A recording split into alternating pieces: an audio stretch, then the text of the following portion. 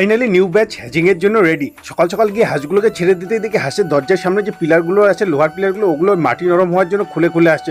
যাই হোক, এখন হাঁসগুলোকে ছেড়ে দিলাম। এখন এই পিলারগুলোকে ঢালাই করে এখন সেট করতে হবে। তো ওই জন্য মাটিটাকে খুঁড়ে নিলাম। পুরনো কিছু সিমেন্ট ছিল, এই সিমেন্টটাকে এখন বালুর সাথে মিক্স করে এখন মশলা বানিয়ে নিলাম। এখন হাঁসের দরজার সামনে যে জায়গাটা আছে ওটাকে ভালোভাবে খুঁড়ে নিলাম। এরপর পিলারটাকে দিয়ে ঢালাইয়ের মশলাটা এর মধ্যে সেট করে দিলাম। আশা করি একদিনে শুকিয়ে যাবে। এখন চলে গেলাম ফার্মে। পিকগুলো আমাকে দেখতে চিৎকার করছে খাবারের জন্য। যাই হোক, এদের রুমটাকে ক্লিন করে এদের স্নান করালাম। এরপর এদের খাবার দিতে শুরু করলাম। খাবার দেওয়া তো খুব স্যাটিসফ্যাকশন ব্যাপার, সত্যি খুব মজা লাগে এদের। এরপর মুরগির ফার্মে যেতেই মুরগিগুলো আমাকে ঘিরে ধরলো খাবারের জন্য, চিৎকার করছে। এই দেখো মুরগি যে বাচ্চাগুলো ফুটিয়েছে, আর এই বাচ্চাগুলো হলো আমি ইনকিউবেটর থেকে যে বাচ্চাগুলো ফুটিয়েছি, কতটা অ্যাক্টিভ। যাই হোক, এখন এদের খেতে দিলাম। খেতে দিয়ে ডিমগুলোকে বার করে নিয়ে আসলাম। এখন তো করতে হবে না, যেহেতু মা বাবা বাড়িতে নেই, তো ওই জন্য সেদ্ধ ভাত একদিকে বসিয়ে দিলাম, আরেকদিকে আলুর তরকারি বসিয়ে দিলাম। গরমে রান্না করতে ইচ্ছা করে না। যাই হোক, রান্না করে এখন স্নান করে খেতে বসবো। তখনই মা বাবাও চলে এসেছিল। মা করে নিয়ে এসেছিল খিচুড়ি। সত্যি গরমের মধ্যে কে খিচুড়ি রান্না করে। যাই হোক, আমি আলুর ডাল দিয়ে আগে পেট পুজোটা করে নিলাম। আর আমার কাছে কিছু 7 দিনের পুরনো ডিম আছে, এই ডিমগুলোকে এখন হ্যাচিংয়ের জন্য বসাতে হবে।